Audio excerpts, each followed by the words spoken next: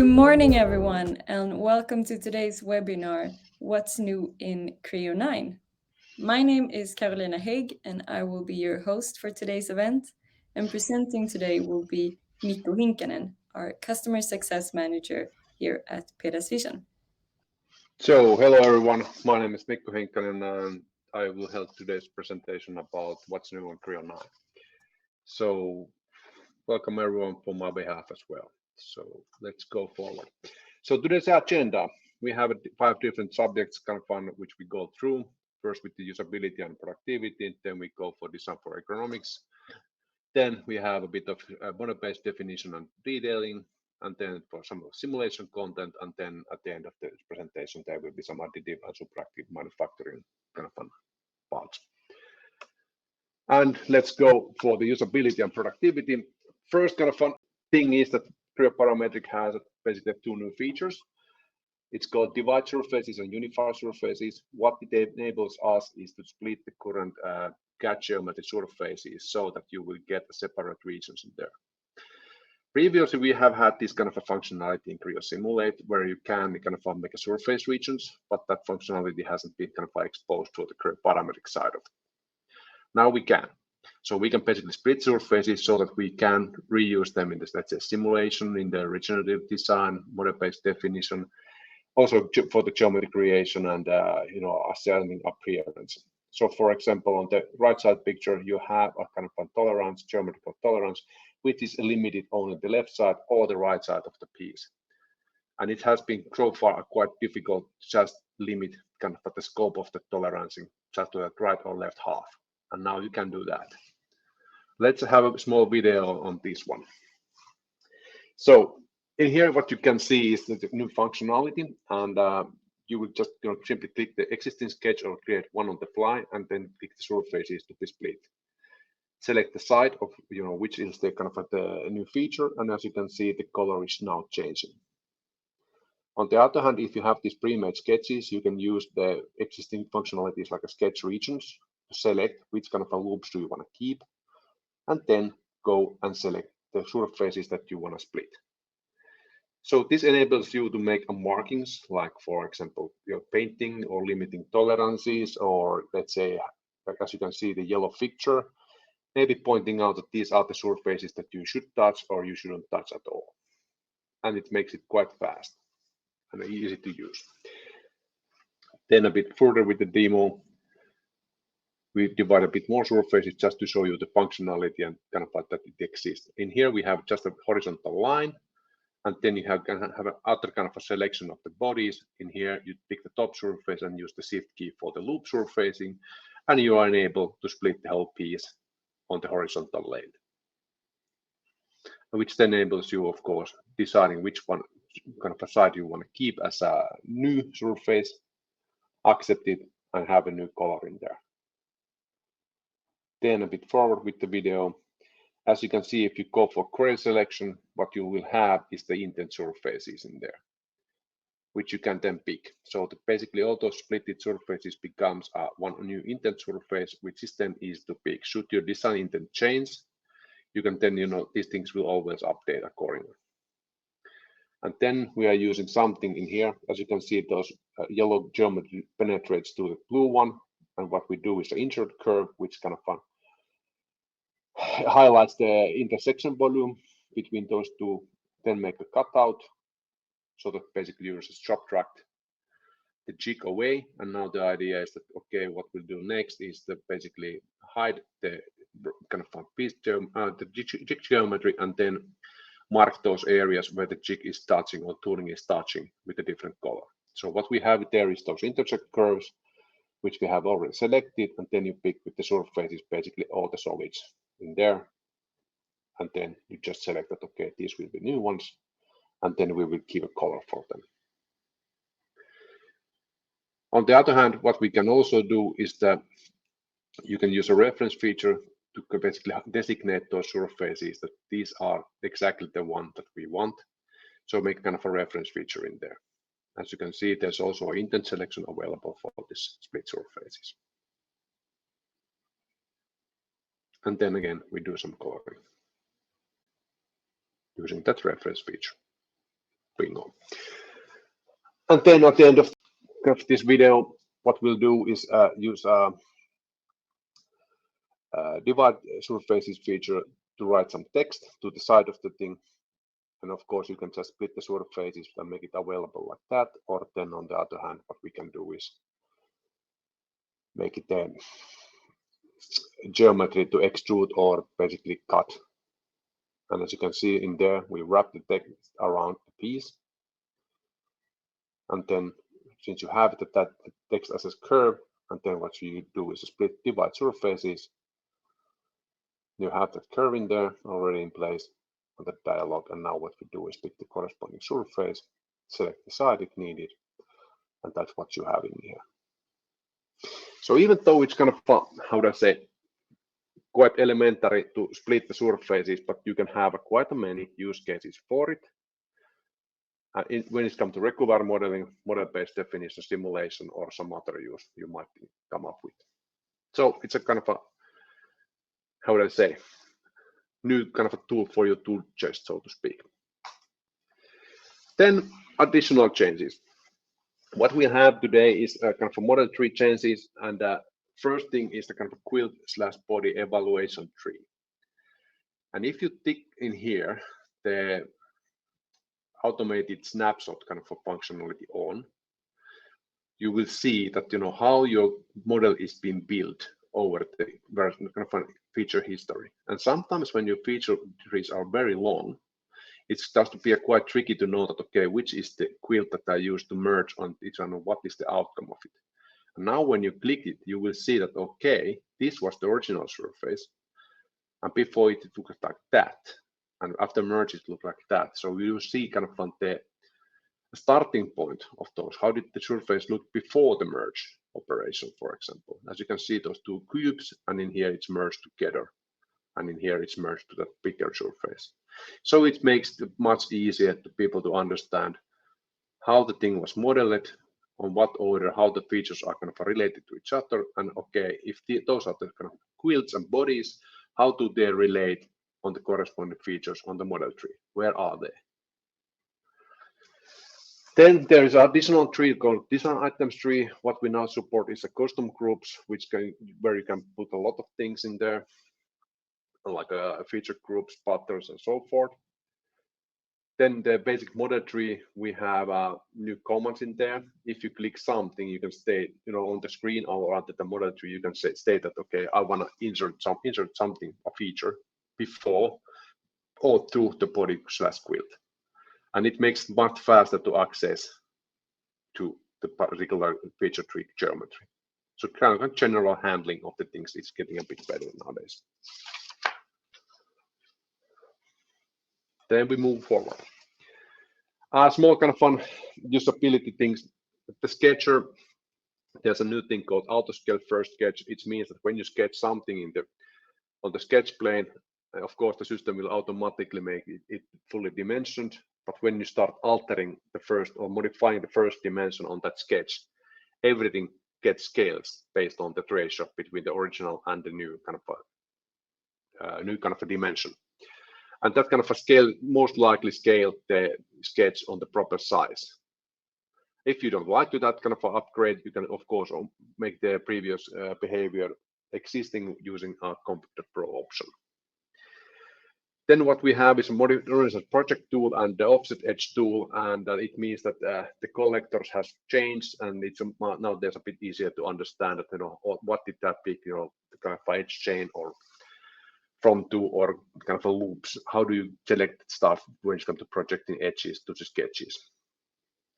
Then there's inspection tools where you can see that, okay, here is we have intersection points, we have overlaps in here. This has been making a small overhaul that it's easier to see that where are the sketches failing, where are the overlapping lines. Then we have a complete new kind of feature. It's called curve from point. It simply means that you just pick a point on your design, and then you give out some kind of a direction. Where do you measure? And then you say that where on what I want to run the curve. And you can nowadays state that, okay, this is the starting angle, and the curve runs with the minimal potential distance on that surface with that angle on it. And it gives you some possibilities to make it a bit more guidable rather than just have a geodesic curve which can start to a bit funny direction from your design point of view.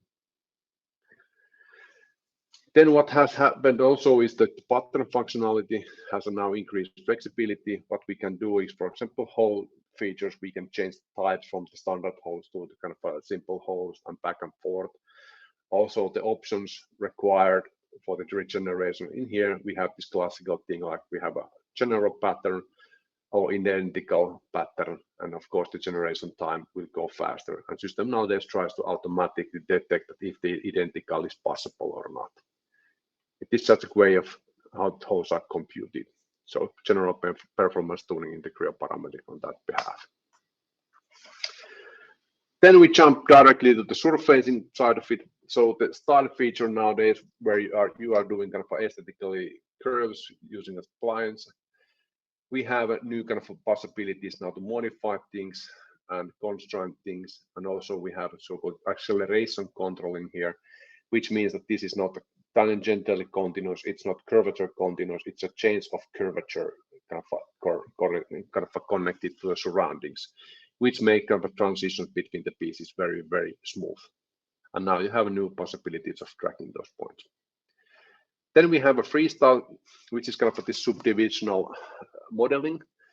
And that subdivisional modeling, there's a possibility that you can have a, let's say, STL file or something like that, kind of an OBE file at the base of it, and then system automatically maps kind of this spline surface on top of it. And sometimes the results are okay and acceptable as it is, but sometimes you have to start modifying using those control points.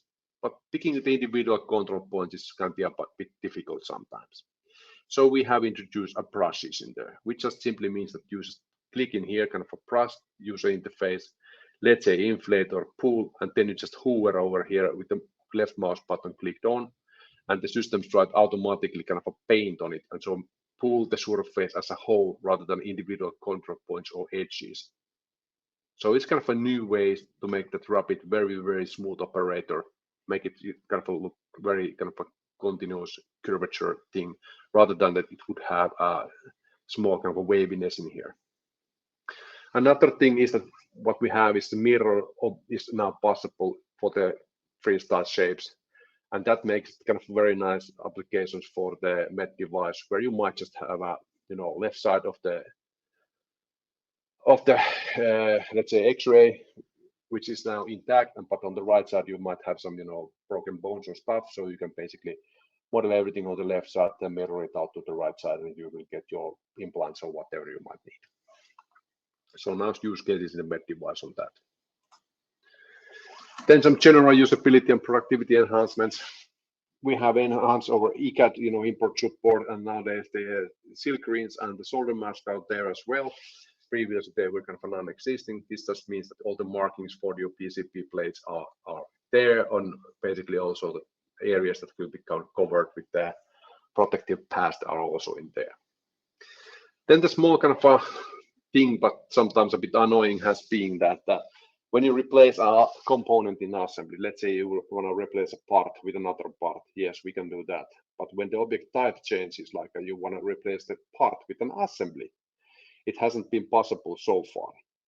But nowadays it is. So you can replace an individual component like a part, like let's say a screw, with the assembly that contains that screw.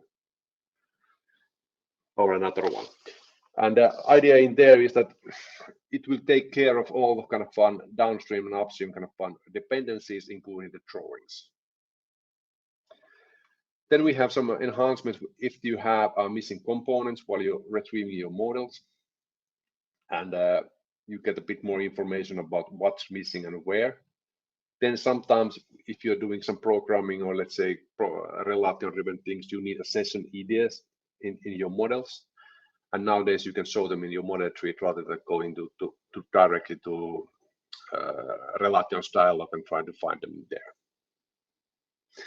And then one last assembly kind of enhancement is that so far, if you have had an offset lines in your MODELTREE, and there can be a lot of them, they have been individual assembly features, and you haven't been able to group them anyway to make the model tree look a bit nicer. But nowadays, those offset lines are also groupable features, so we can do that as well. And then we have access to circular references report directly from user interface rather than going to the hard drive and to find out the CRC file to find out that, okay, what is causing the circular references. So easier to find out the issues in the model basically is what you get with this one. Then we will jump to the new kind of a subject called Design for Ergonomics of this basic kind of a catting. An idea is in here that we have had mannequins which comes with a standard size and standard kind of a population. You know, you have average height, average, you know, weight, and average kind of a weight kind of a thing. But should you have a specific need for trying out, let's say, how big or small somebody can be in order to fit somewhere, you can nowadays customize these things. And as you can see, when you're inputting kind of a new numbers in here, the fellow at the right will change to print charming, so to speak, and be exactly the size that you want. And of course, what this makes it easier is that you can now today store these fellows as well, and you can create your own libraries based on that. So should you have a specific need of, you know, maximum size of, let's say, intimate device size of patients, for example, that, you know, what you might want to have, that's now possible to tailor those mannequins a bit easier. Second thing is that we have improved the handling of those mannequins, that, you know, how easy it is to reach, how easy it is to kind of touch somewhere, how it is to manipulate those limbs. And now we have a bit different kind of fun behavior on the mannequin manipulation. Then one other thing is visual feature. It simply means that we can nowadays create this kind of a surface shape starting from the point and going for some direction, and this will represent the field of view. What can you see? And as you can see, the dashboard is now coming through that one. So if we just add some obstructing objects in here, you will get a bit more limited view of what you can actually see from that particular point. And of course, this will help you to design things so that it's visible, or another thing is that, you know, somebody else is not able to watch the same thing at the same time, or is possible. So it's kind of helping you out of making the devices approachable, and so that your human interaction with the device is getting better, and also find out faster, earlier, the potential kind of fun blockades of what can't you see, what can you see, what should you see situations in there. Then we will jump for model-based definition, and there's quite many new things in there and detailing as well. When it comes to surface finishing, let's say that the symbols have been in the, you know, a bit of upgrading so far, required a bit of upgrading due to the fact that the standards have been changed as well for the surface finishing. And now PTC has provided a very nice set of tools to put those surface marking on, and also to support the latest surface finishing standards in there. And I have to admit that, you know, when I looked this first one, I couldn't even tell what on earth is going on the symbol, since I just really have to read through the standard as well. So the marking has been changed a lot. Also, the way that you put it in the symbols has been changed. What else there was? Oh, it's a semantic support for this surface finish. This simply means the semantic support that when you have applied the particular kind of a notification in here, we will also collect all the surfaces that are affected by it. So it's not required that you put the same symbol 55 times in here. One symbol is enough, and then you can collect the surfaces where it is applied to. And you can ask it where to click the symbol and say that, okay, what's affected, and on the other hand, another way around as well, that what is affecting this symbol as well. And as you can see, the scaling of the things and the orientations and everything is a kind of overhaul in this Creo version. And as you can see, the basic surface has now been added in there, and now we apply a bit more on the intent surfaces, and then you add even more surfaces to it. So that all of these are affected by that one symbol.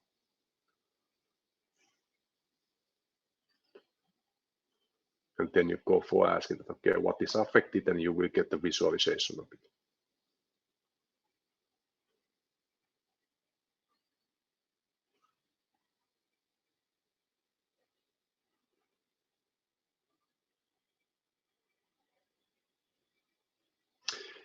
Further on, then something new. We have possibilities nowadays to push in parameters to symbols.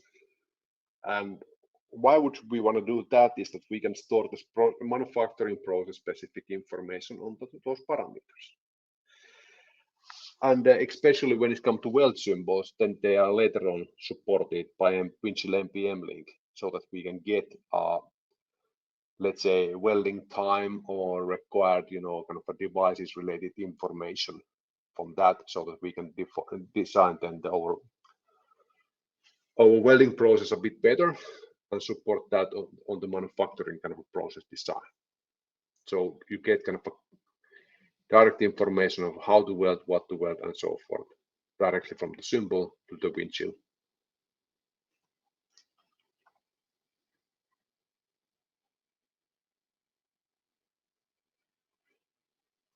And in here, if you take a look what's happening,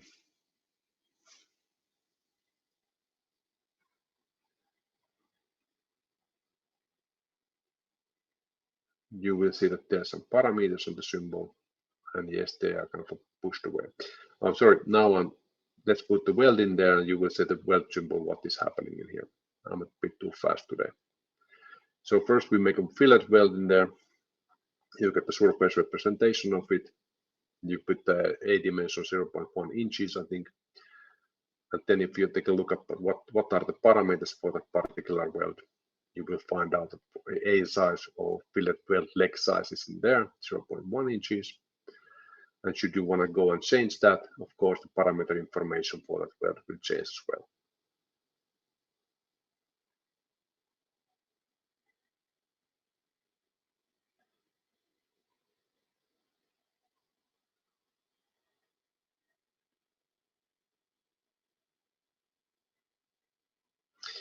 And as you can now see that you can also designate these parameters and symbols and make them as a control characteristics, which basically means that they will appear on the Winchell side as well. Then we move forward. The hatching in the detailing and drawings have been changed. Now we support a bit more broader kind of a, let's say, collection of the hatches, hatch patterns for the ANSYS and ISO standards. And also what we have is kind of a hatch designer, which enables you to create your own kind of a patterns if you want to do that. And also the MODELTREE has been kind of enhanced to basically inform you that what components are included in your core kind of a cross-section creation, what kind of cross-section do you have for each component in there. So it's a bit easier, or let's say you have more tools to manipulate the exact one cross-section, that what is kind of a visual there and what is not, and how do you modify them. Then the tool called GENERATIVE Advisor, so if you put the geometrical tolerances of drawings or MPD models, so far we've been, well, this tool is kind of an extension for the Creo Parametric, and the general idea is to help the designer to put a non-conflicting tolerancing in the system. And today's enhancements are that we can basically create more dimensions on the fly if something is missing, more designations on the fly if something is missing, while we are checking through the piece itself.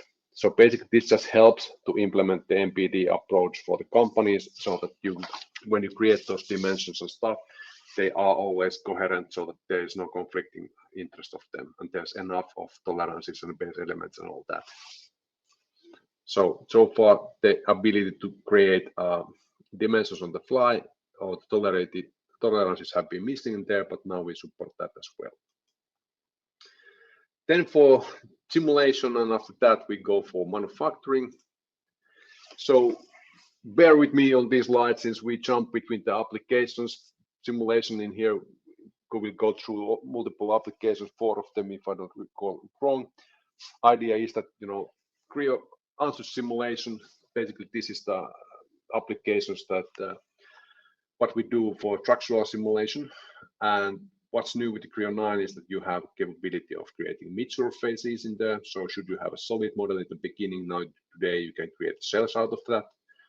Second is that we can have bearing loads, which simply means that if you have a hole, you have it's kind of a non-constant bearing height, let's say load height in here. So it starts from the 0, goes to max, goes to 0, and the resultant of this force is approximately is what you want or as a load.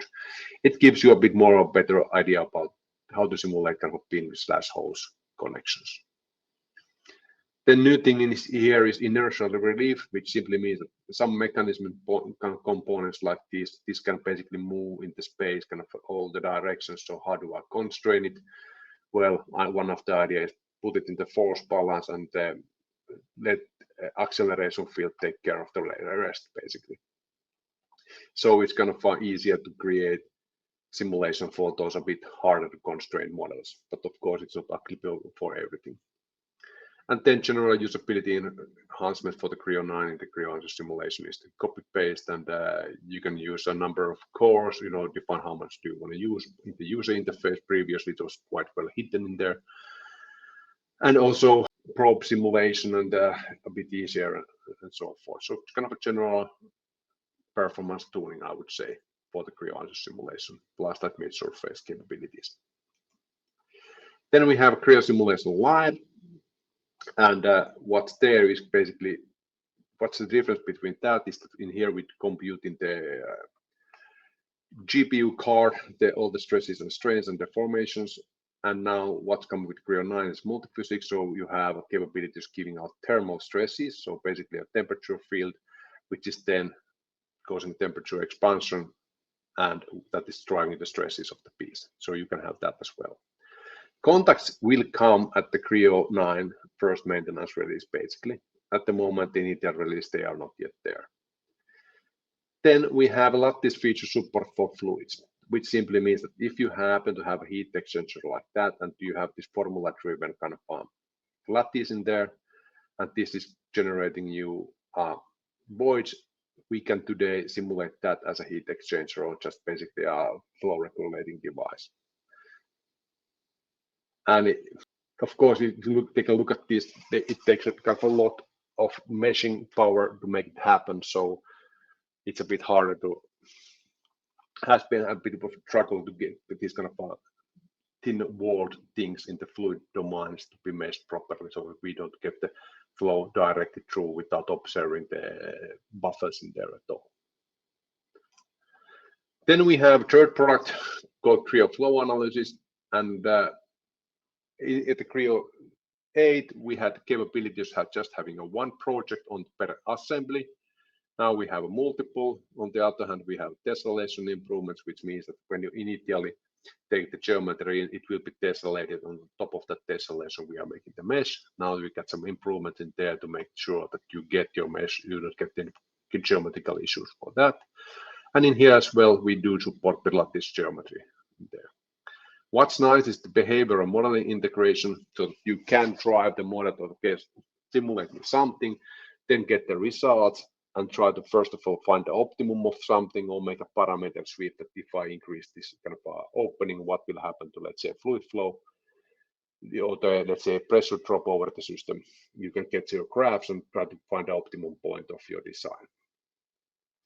So that's nice integration in there. And then we have a nice thing in there, which is basically a unit support. It makes it easier to put in the stuff in the correct dimension, rather than just having an input dialog with the number, and you have to basically deduct from the unit system about what is the value in here. Then the new thing, the generative topology optimization. Previously, what we did was a optimization pane on the minimized strain energy. And the target was reduce the mass of, let's say, 50%, but try to basically to minimize the strain energy. That didn't guarantee that the stresses wouldn't go high, but now we have additional possibilities that what you have is a factor of safety, which basically limits the stresses to acceptable level. Then on the other hand, you try to minimize the mass in there on the side. So system then tries to find out the model that is having a reasonable stress levels, but on the other hand, minimize the mass. So it is getting a bit kind of a more engineering, how would I say, direction with that one. As a new ones is the features is that we can nowadays have a model optimization. So let's say that I want to have a piece that is has a minimum mass, but doesn't have the first kind of model shape before the, let's say, 60 Hertz, then that is what I can do today. So for some design, it's very important that the vibrations are not coming to as an issue, even though we are looking for minimal weight design. And then additionally, we support now the ball joints with some capabilities of like making translations or rotations fixed, so enabling you to kind of describe your process or device a bit better.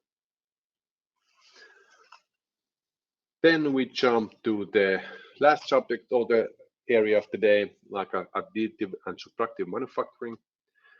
And what's now today is possible is that we have support for open quilts for stochastic lattices, which means that if you have some med device need for, let's say, this hand, and it can be that this is just a surface model, you can wrap around a mesh around it and make your product or supportive system with that. Then on the other hand, we have quite nice features for creating this a bit funny or let's say modern looking heat exchangers where you have a formula driven lattices, which then kind of creates two different domains, one for the red fluid, one for the green fluid, and that is basically a heat exchanger then. And it is quite efficient to create it in that way. And also we have a possibility of creating a user-defined support structures for the Creo 9 as well. Then with the high-speed milling and one of the last slides, what we have in here is the capabilities of okay, it seems my texts are still quite funny. The text are for the previous slides, so let's see. Idea is that we can do this kind of geodesic machining kind of paths, especially with the 5-axis milling. It's getting a bit complex to make kind of a constant kind of fun step rate final kind of fun milling path in here, which then doesn't collide or gouge to the piece at all. And what we see in here is that if you just select the surfaces, and of course you have to select the approach direction and some, milling strategies as a parameters, what is possible is to go around this thing without so that the tool head doesn't start to jump around and gouge the piece or let's say collide with the workpiece. So there's a plenty of option of the how do you avoid and how do you define your strategy in there.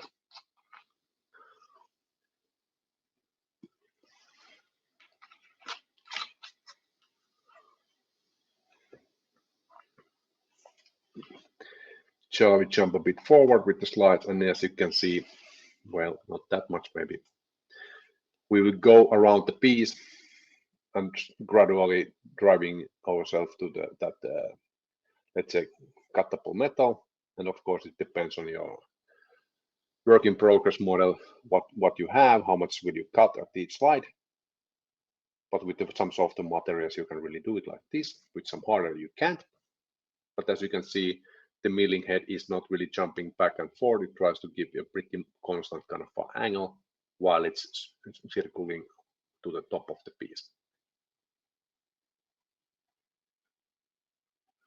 And of course, what this makes the overall is make it easier for kind of fun non-expert user to create milling paths that really fulfills the needs of your.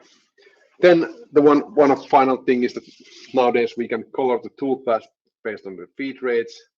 We can also add tangential or circular extension in turning, and also one of the interesting things is that we can have a user-defined parameters in ANSYS sequences.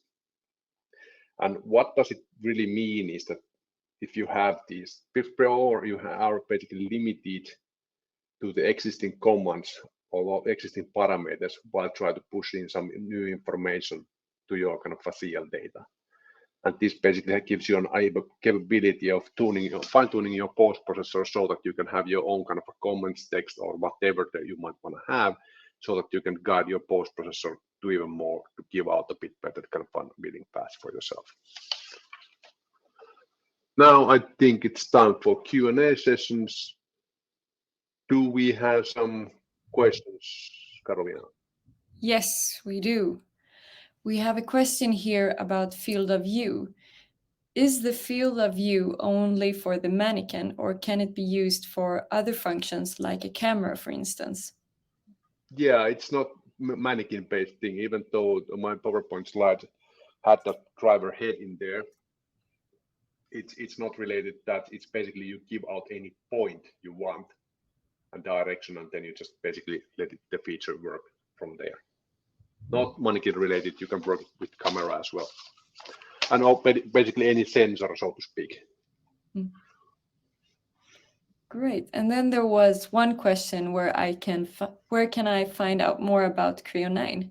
But I actually just put in the chat that if you have any question, if you want to know more about Creo 9, or if you want to join us for our next deep dives, you can just click the link here in the chat and it is available. And we have one more question. Is it possible to select part bodies in simply representations? So that you would like to have a simplified representation where you just pick them based on per body, what bodies are visible. Haven't honestly tried that, but hey, I will cover that on my deep dive on the 15th, so then we'll know. 19th. Sorry, 19th. Yeah. Okay, but great. And I hope to see many of you on the next deep dive, 19th of May, 9 a.m. So thank you so much, Mikko, for this presentation. And I hope everybody has a nice day and great week. Okay, thank you so much. Thank you, everyone. Bye. Bye.